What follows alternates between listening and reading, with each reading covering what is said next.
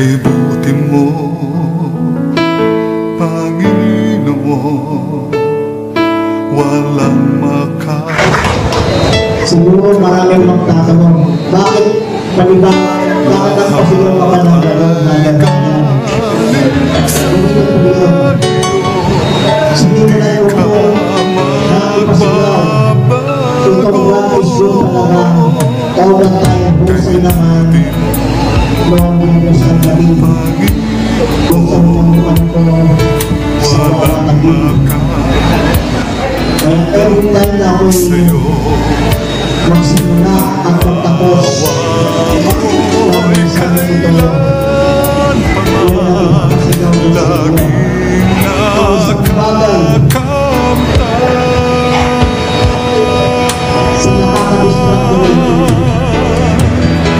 mundong nakakagusto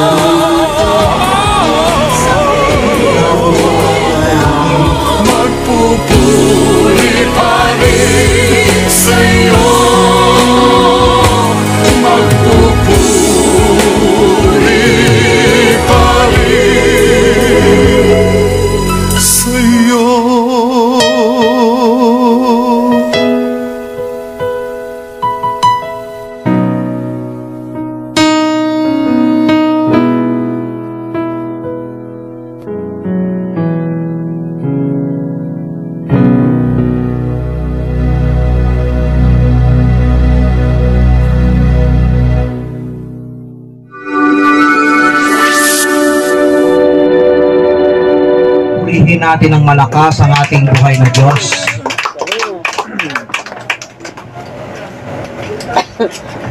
Brothers and sisters, our reading for this coming Sunday is taken from the Gospel of our Lord Jesus Christ according to St. John, John chapter 3, verses 13 to 17.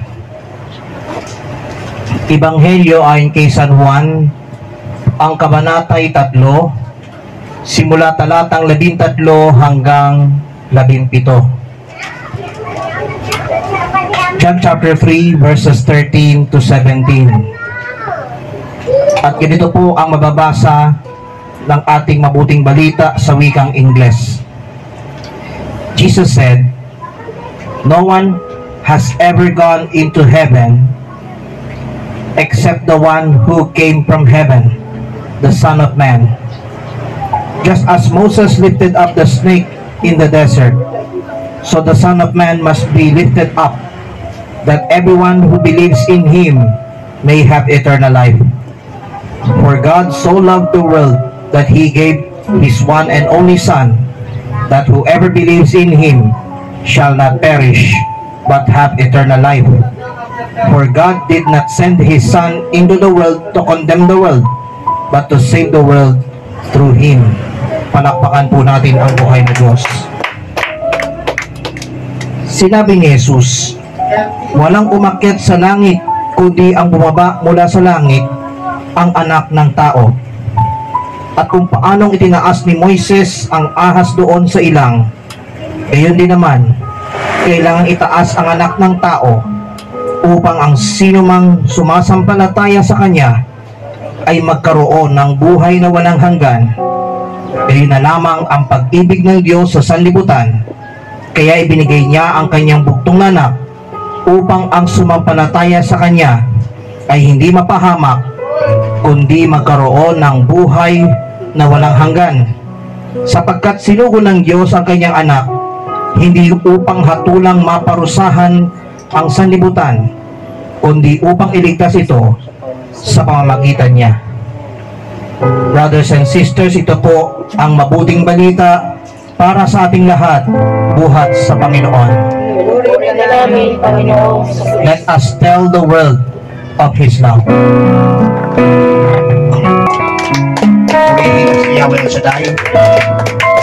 God alone be the greater glory. Maupo na pong lahat.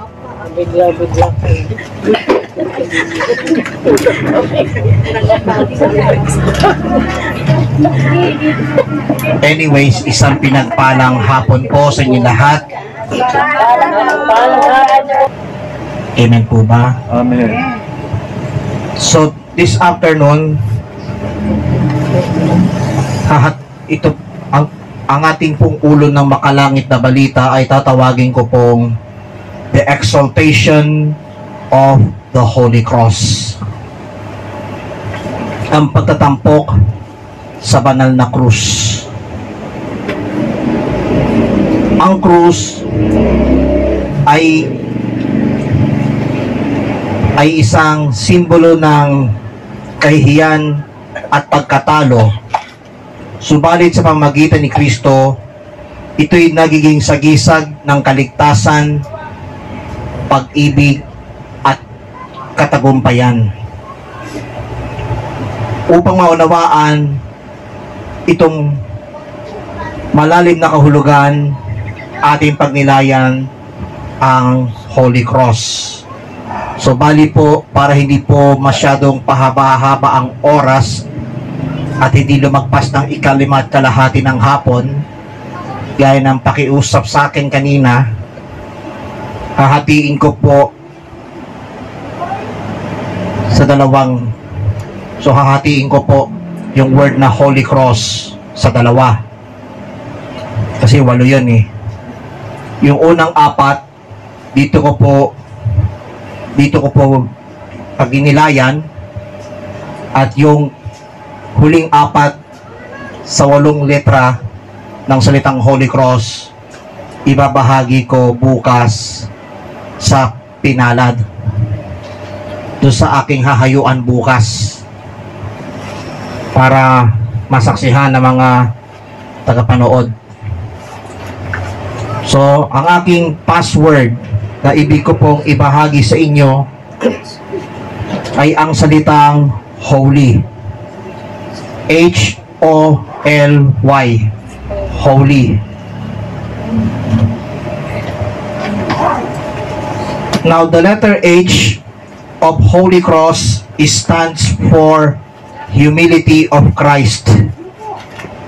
Kababaang loob ni Kristo. Mababasa po natin sa sulat ni Apostol San Pablo sa mga taga-Pilipos. Pilipos, Kabanatang 2, talatang 8.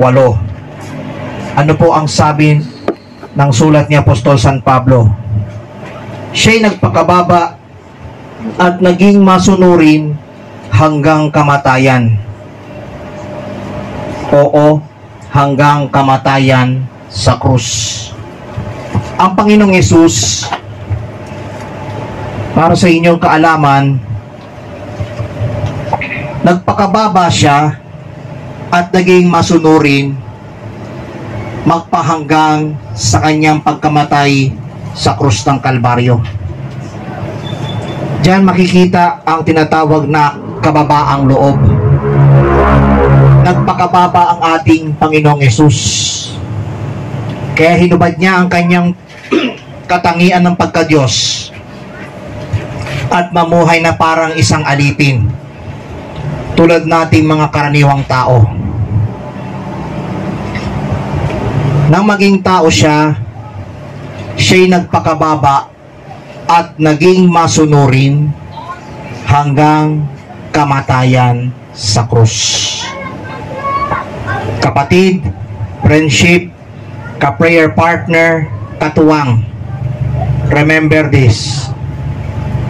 Si Jesus nagpakababa at naging masunurin kahit hanggang sa kanyang pagkabatay sa krus.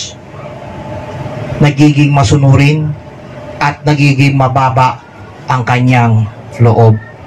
Purihin ang Panginoong Yesus. Isipin natin ang isang hari na namuhay, na iniwan ng kanyang trono upang mamuhay sa gitna ng mga namamalimos. Isang hari, iniwan ng kanyang trono at namuhay na parang mga pulubi sa kalsada. Lalo na mga batang nanlilimos kahit sa pintuan ng isang convenience store, namamalimos din. Amen. Kaya kapatid, huwag ho kayo magtataka. Si Jesus, ayon sa ating ilustrasyon, ang hari ng mga hari, nagpakababa sa kanyang sarili hanggang kamatayan sa krus ng Kalbaryo. Amen? Amen. Ano po ang aral, mga kapatid sa pananampalataya? Ang krus ang siyang nagturo sa atin na mamuhay sa kababaang loob. The cross teaches us to live in humility. Hindi tayo tinuruan ng krus para magyabang, kundi para magpakababa. Amen. Alam niyo, natutuwa ako sa mga bata tuwing niyayaya ninyo mag-bonding pag-araw ng linggo. Amen. Ang problema, di ko alam kung matatawa kayo nito eh. Yung pagtawag ng lolo o lola, sa halip ang tunog ay letter L, tunog W. Tanungin niyo ako bakit? Lakasin niyo nga po. Malamang sabihin ng bata sa kanyang lolo, "Wowo, kain tayo, Jabi, wowo." Eh pag lola naman, wowa, banding tayo sa mall, wowa. Siyempre, enjoy yourself. Amen? Kaysa namang sabihin mo, pasensya ka na, iho. Alam mo namang marupok ang tuhod ko. Masakit ang spinal cord ko. Gurang na ang lola mo. Don't ever say na mga gurang na kayo. Alisin nyo sa isipan ninyo na kayo'y gurang na. Amen. Isipin nyo na lang, malakas pa at abutin pa ng 120. Purihin natin si Jesus. Yung palakpak ninyo, walang kalatoy-latoy eh. Now, the letter O of holy stands for obedience unto the Father. Pagsunod sa amang nasa langit. According to John chapter 6 verse 38, ito ang sabi ni Jesus. John chapter 6 verse 38, anong sabi ni Jesus? Sapagkat ako'y bumaba mula sa langit, hindi upang gawin ang kalooban ko, kundi ang kalooban ng nagsugo sa akin. Yung pag-amen nyo, humihikap ah. Hallelujah. Pati pag-amen, humihikap na rin. Hallelujah. Another illustration regarding this. A child who trusts and follows his father's instruction avoids danger. Isang bata na nagtiwala at sumunod sa mga sinasabi ng kanyang ama ang nag-iiwas sa kapahamakan. Amen. But Jesus obeyed perfectly the Father even unto death. Tumpak na sinunod ni Jesus ang kanyang Diyos Ama kahit hanggang kamatayan sa krus. Naging masunurin ang Panginoong Jesus kahit hanggang sa kanyang pagdurusa sa krus. Sumunod pa rin sa kanyang Ama, si Yahweh El Shaddai. At ano po ang aral ng ilustrasyong ito? Ang tunay na pagiging alagad ang siyang nagre-require sa pagsunod. Amen po ba? Amen. Kaya mahalaga po ang pagsunod. Amen? Alam nyo kanina, yung tricycle na sinakyan ko papunta dapat sa Espadilla half court, yun nga lang lumiko pa pakaliwa, pakabila, lagpas ng Espadilla half court, yung pala sa may bandang likuran ng half court na naginawang center. Amen. Sabi ko ano kayong nakain tong driver ng tricycle na to, mukhang naligaw na yata ako. Yung pala pinababa ako sa may Garcia Avenue. Sabi ko, Diyos ko, naligaw na yata, parang hindi sa Espadilla half court. Mabuti na lang at sa kabutihan ni Yahweh El Shaddai, sinamahan ako ng anghel ng Diyos at sinabi niya, anak, kaya sinugo ko ang anghel dahil yung lugar na hindi mo dapat, dahil nilagpasan ng driver yung dapat mong babaan, ang aking anghel na sinugo ko, si San Rafael, si San Miguel at si San Gabriel Arcangel ang naghatid sa iyo tungo sa iyong pupuntahan dito sa South Signal Quirino Extension.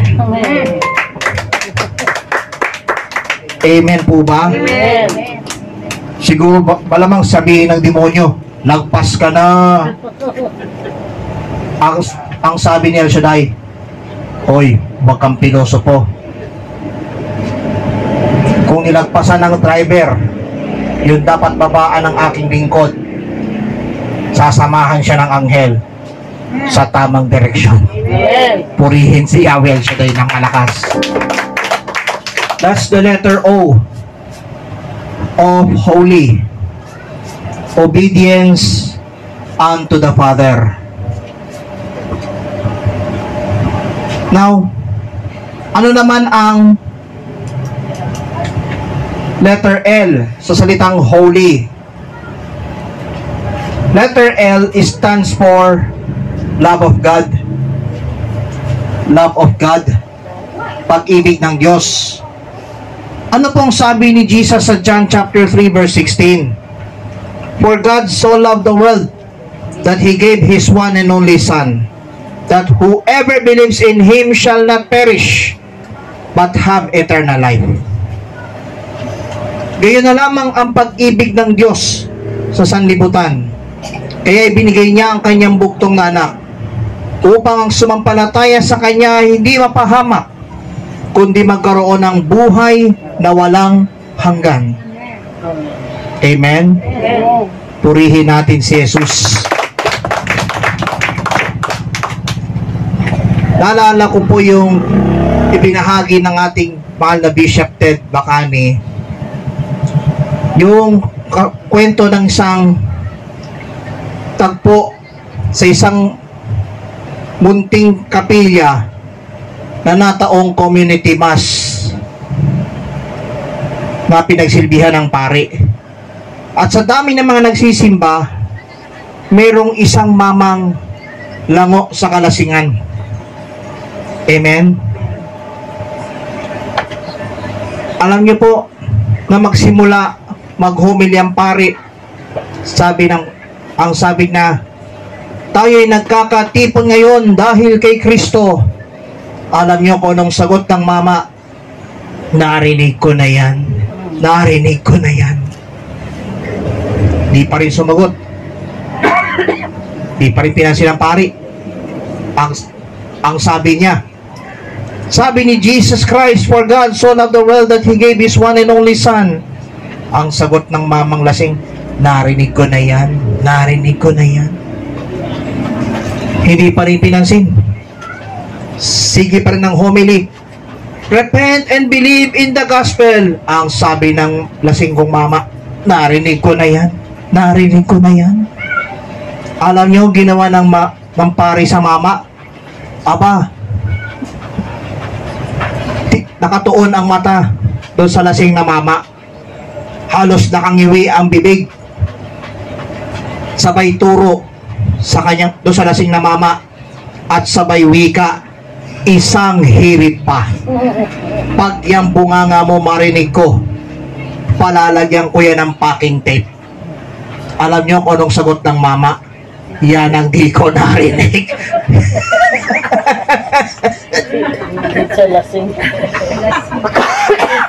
Purihin natin si Yahweh El Shaddai ng malakas. Another illustration regarding love of God. A soldier dives on a grenade to save his comrades. And that is just a glimpse of God's love on the cross. Isang sundalo na lumangoy sa isang granada upang iligtas ang kanyang mga kasamahan sa gera. At ano po yon? Ang sulyap ng pag-ibig ng Diyos sa krus ng Kalbaryo. Amen. Amen. Now, ano po ang aral? The cross proves God's immeasurable love. Pinatutunayan ng cross ang walang hanggang pag-ibig ng Diyos sa bawat isa. Walang hanggan ang pagmamahal ng Diyos. Amen? Ika nga ng isang Christian love song, ikaw ang sagot sa panalangin ko, ang pag-ibig kong ito, Diyos ang may akda nito, pinag-isa ng may kapal, makasama habang buhay, walang hanggang pag-ibig, ang sayo'y alay. Praise God. Amen.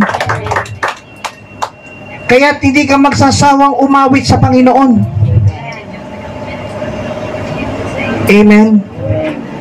Alam niyo po, naalala ko po, naka 40 day na po ang aking ama. That was last August 31. Araw ng linggo yun eh. Amen. At habang inaalala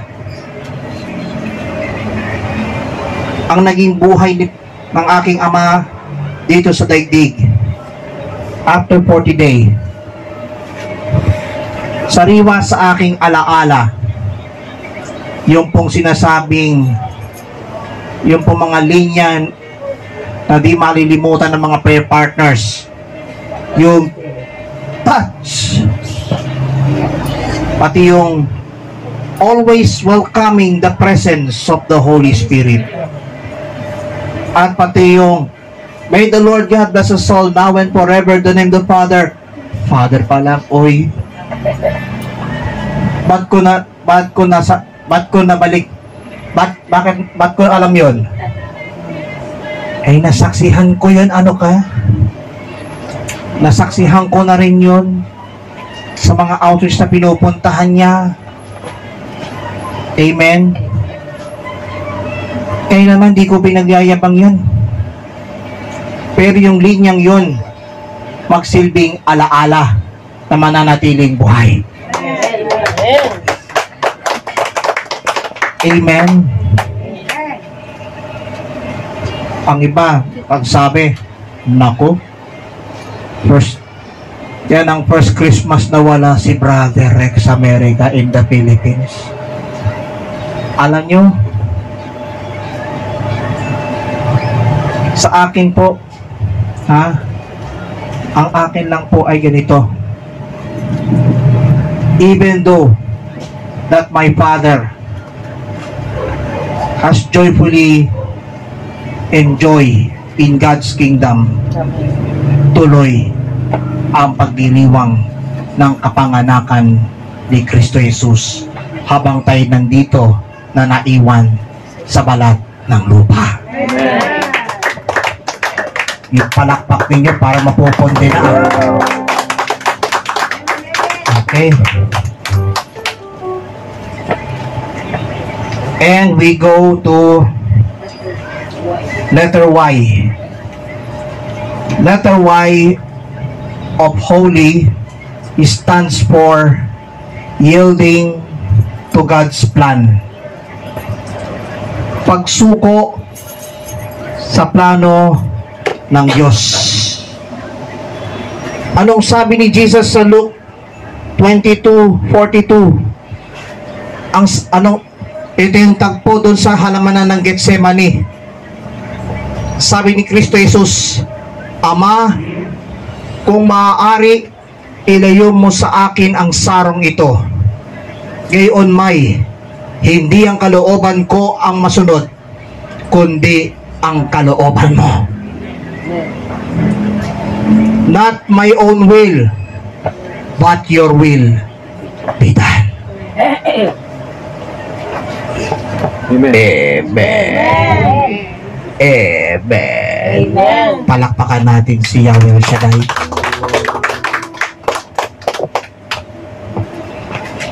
A patient trusts the doctor even when surgery is painful. Isang pasyente ang nagtiwala sa mga doktor kahit masakit ang isasagawang surgery. O, isang maselan, kahit anong klaseng operasyon sa kanyang karamdaman, patuloy pa rin siyang nagtiwala. Pero isinuko ni Jesus sa plano ng Diyos. Alam niyang ito'y nanguna sa kaligtasan ng buong daigdig. Amen. Salamat sa isang pumalakpak.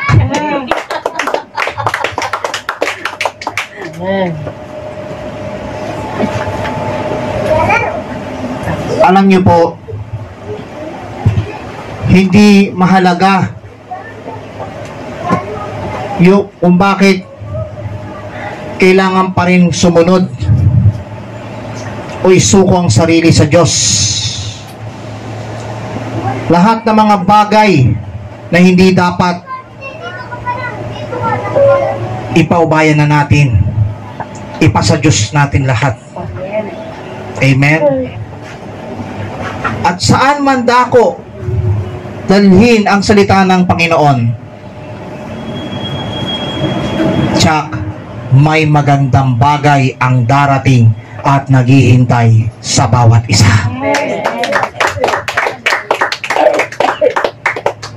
Yung kantang Tell the World of His Love, hindi po ito biglaan. Yan po'y mensahe sa atin.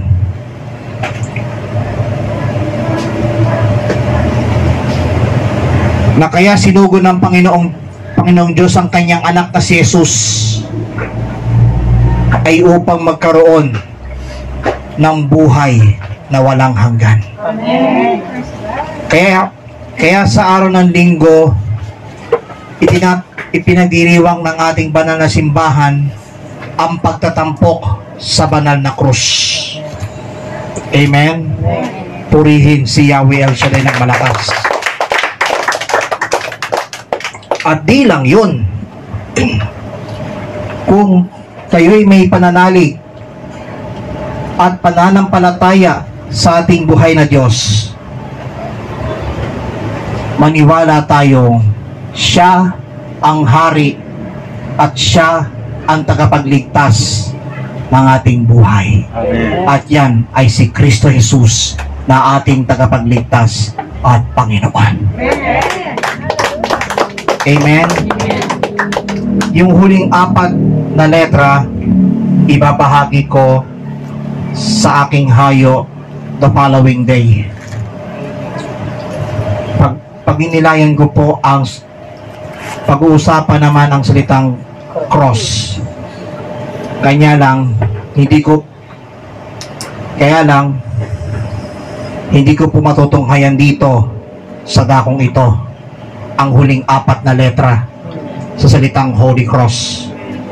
Amen? Amen. Para hindi masayang ang ating kapatid na may ibang pupuntahan. Tayo na kayo. Amen. Kaya hindi ko po pwedeng sobrahan ang oras ng aking pagbabahagi tungkol sa topic na ito. Amen. At ako'y niniwala na bawat isa na nagkakatipon dito, ipagkakaloob ni Yahweh El Shaddai ang lahat ng kanyang kailangan. Taas ang inyong mga kamay. Bilang pagsuko natin sa Diyos ang ating sarili at bilang simpleng panalangin, sabay-sabay nating awiting, walang ibang nagmahal sa akin ng tulad mo.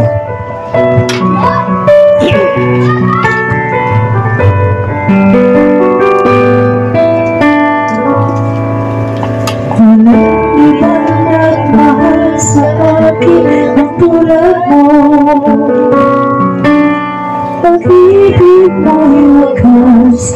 di nagbabago. Pinatunayan mo ito sa krus na Kalbaryo. Kaligtasan sa'yo ay natamo. Dahil sa'yo tanging pagmamahal, ako ay natubos sa kasalanan. Sasamahin kita at pupurihin ka bilang tanda ng aking pagmamahal. Ikaw ang hari at tagapagligtas, banal mong pangalan aming itataas, Panginoong Jesus, aming Diyos. Iaalay ko sa'yo aking lakas.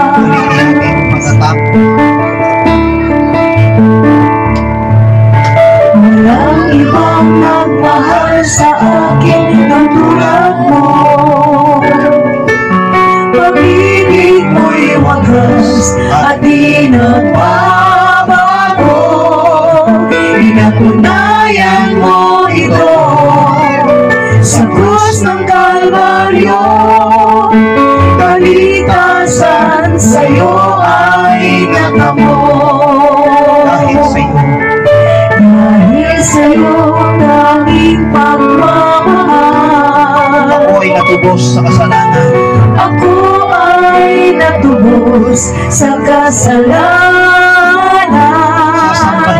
Sasambahin kita Pupurihin ka. at pupurihin ka bilang tanda ng aking pagmamahal. Ikaw ang hari at tagapagligtas. Ikaw ang hari at tagapagligtas, banal mong pangalan aming itataas, Panginoong Jesus, aming Diyos. Iaalay ko sa'yo aming lakas. Ikaw ang hari at tagapagligtas. Ikaw ang hari at tagapagligtas, banal mong pangalan aming itataas, Panginoong Jesus, aming Diyos. Iaalay ko sa'yo aking lakas. Iaalay ko sa'yo aking lakas. Iaalay ko sa'yo aking lakas. Manalangin tayo. Diyos sa mga makapangyarihan, nagpupurit at papasalamat kami sa iyong walang tigil na katapatan at kabutihan sa bawat isa. Nagpapasalamat kami, Panginoon, sa oras na patuloy mo binigay sa bawat isa. Patuloy mong pagpalain ang bawat isang nandirito sa banal mong harapan. Pagpalain mo rin po ang mga nagtaguyod ang gawain mo dito sa dakong ito. Simula sa coordinator hanggang sa pinakamababang lingkod, kasama ang mga awit, manunugtog at ang mga nagsusuporta dito. Pagpalain mo po ang bawat isa sa amin. Sundan mo po ng iyong mga tanda, himala, kababalaghan, kapangyarihan at walang tigil na biyaya at pagpapala tuwi-tuwi na sa ngalan mo, Jesus. Taas ang inyong mga daladalahan, kasama ang inyong mga kahilingan at handog, at iba pang nais pagpalain ng buhay, banal at makapangyarihang Diyos. Diyos Ama makapangyarihan, narito po't basbasan ang mga hawak ng aming mga kapatid. Ang kanilang mga handbags, wallets, Biblia, tubig, langis, asin, panyo, at iba pang mga hawak na kanilang itinataas, O Diyos. Gamitin mo po bilang mga sangkap upang ang sino makahipon nito ay sundan ng iyong mga tanda, himala, kapabalaghan, kapangyarihan at walang tigil na biyaya at papapala. Maging ang kanilang mga prayer requests na nakasulat sa mutipapel, ang kanilang mga kahilingan. Inaangkin po namin na lahat ay answered prayer. Amen. Lahat ay answered prayer. Amen. Basbasan ang kanilang mga alay at handog. Ibalik sa kanila ng hustong takal, siksik, liglig at umaapaw. At sa aming pansamantalang pag-iwahiwalay, taglay po namin ang ibaing lakas at ibayong sigla na galing sa iyong banal na pangalan. Maraming salamat po. Ito po ang aming samot dalangin kaysa ng panambitang panalangin ng aming inang Birheng si Maria at ng lahat ng mga anghel at mga banal sa langit. Sa pangalan ng iyong bugtong anak, ang aming Panginoon at tagapagligtas, Panginoong Kristo, na nabubuhay at naghaharing kasama mo at ng Espiritu Santo, isang Diyos, magpasawalang hanggan. Ang lahat ay magsabi ng Amen. Pakibaba ang inyong mga hawak kamay. Pakibaba ang inyong mga hawak kamay. At itaas ang inyong kamay na walang hawak. At malaya tayong magpupuri kay Yahweh El Shaddai. Okay, taas ang kamay nyo. Taas ang kamay. Pagtapon ko, itong yung sisigaw. Amen.